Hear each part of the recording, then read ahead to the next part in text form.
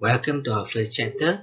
So basically, in this chapter, we are going to go through all of the fundamentals concept in information security management and assurance. So if there's anything that you need further clarification, feel free to ask me later. So these are the fundamentals theories that you need to know before we proceed to the other chapters. So first of all, we will go through the information security concepts, the definition, and then basically what is related in information security that you need to know, and then components of an information security management system, followed by security planning, and also we look at security in the system's life cycle, followed by professionals and the organization that will always be involved inside the information security management process. And then lastly, we will look at the need for security, what needs to be protected, and what are the other components that we usually take a look at during information security management. So for the first part, we are going to look at the concepts. In information security, we see information as the asset. Okay, whatever information that you are processing and whatever you are actually giving to the users, that is the most important asset of all. So basically, when we talk about securing the information or protecting it, we are actually stating that we want to protect that information from any possible threats and vulnerabilities. And then the aspects that we always look at when protecting the information, first of all the aspects of the information itself, meaning whatever the field that we have in the information, let's say we have the username, okay, the password, a user's address, okay, and so on.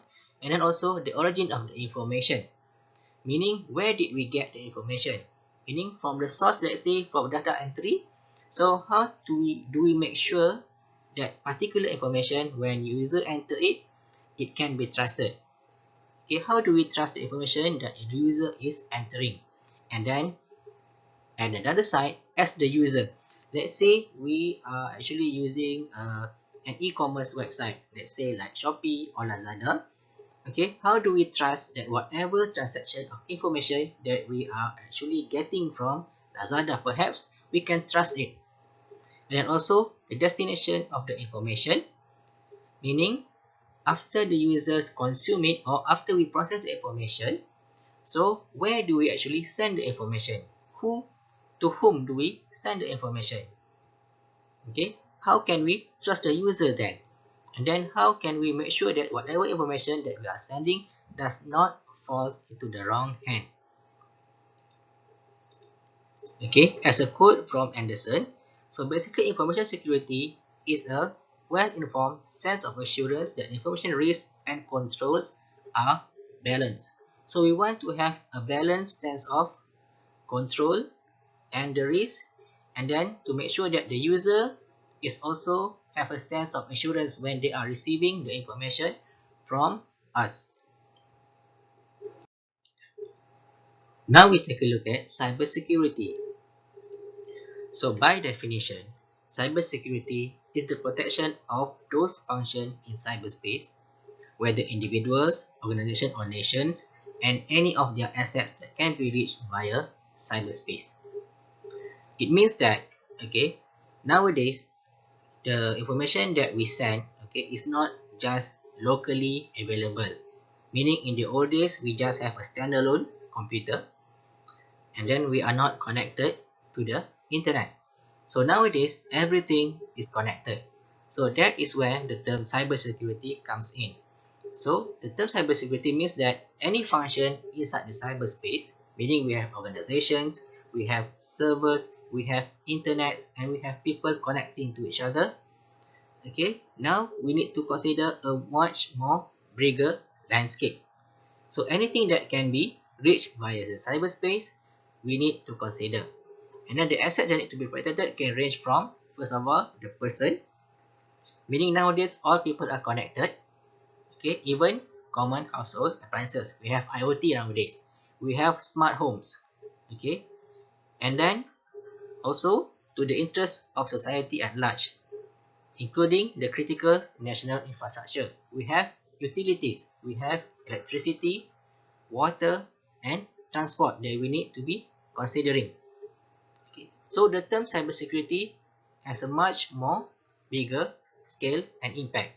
We see the people, the processes, and also the technology that we need to consider. So of course, perhaps in terms of management, we need to see the people that is working in our organization, and then the process. Let's say inside the company, okay, what is the process when people want to enter a building? Perhaps they need to have their own access card, and then perhaps they need to have the security guard, and then perhaps they need to have to enter their own personal key. And then nowadays, for example, we have during the MCO, so when entering a premise, users must perhaps register with MySejahtera and then scan the QR code and then also scan their body temperature. That is part of the process. And then the technology that supports the process. So again, in example for the entry of premises during MCO, now the technology perhaps just QR code scanning and your personal handphone. So you need to consider in cybersecurity, first of all, the people involved, the process that the people will always need to follow, and then the technology that supports the people and also the process. Okay, now we look at the definition of what is actually information assurance. So basically when we talk about information assurance or IA, we are talking about, first of all, how to protect your information assets from any harm, meaning destruction, degradation, manipulation, and exploitation, meaning whatever threats that is out there to actually cause harm to your information, you need to actually find a way to protect this information.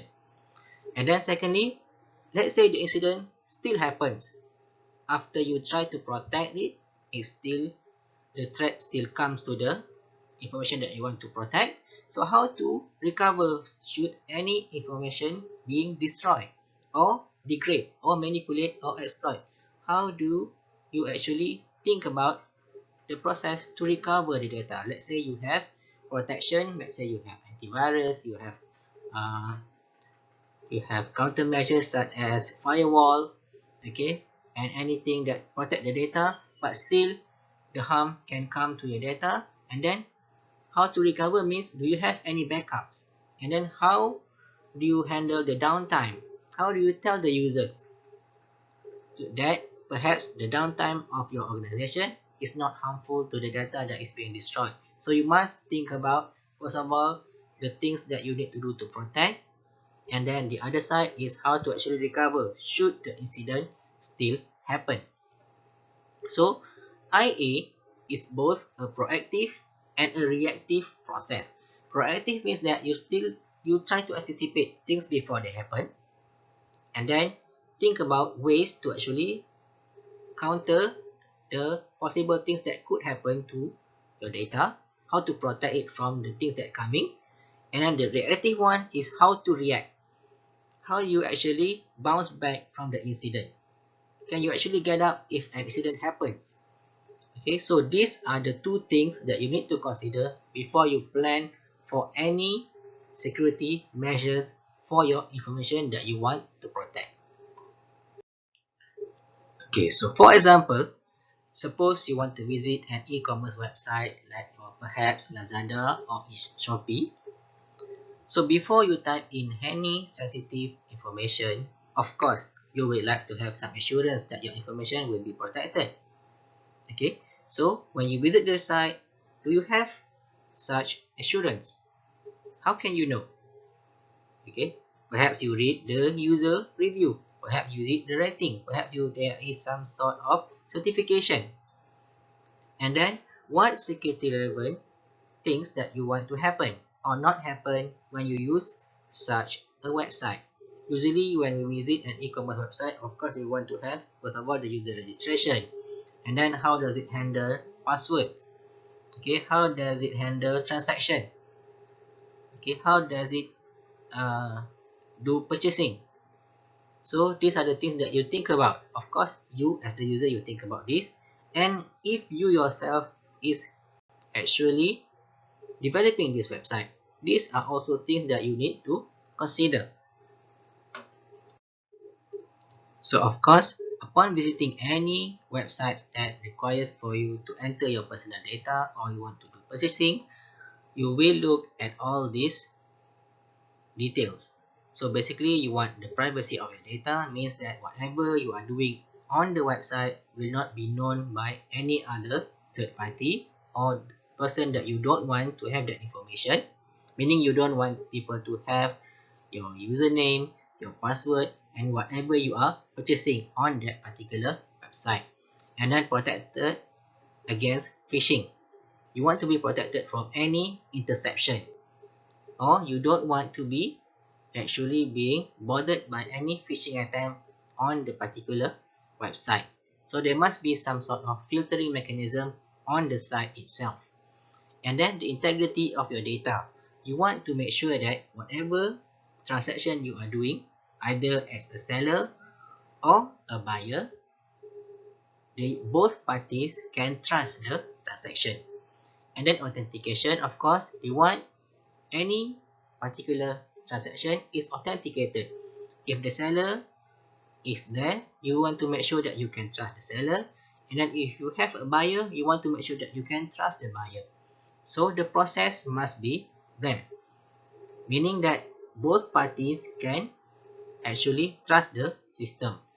And then authorization, meaning any particular purchases transaction must be authorized by both parties.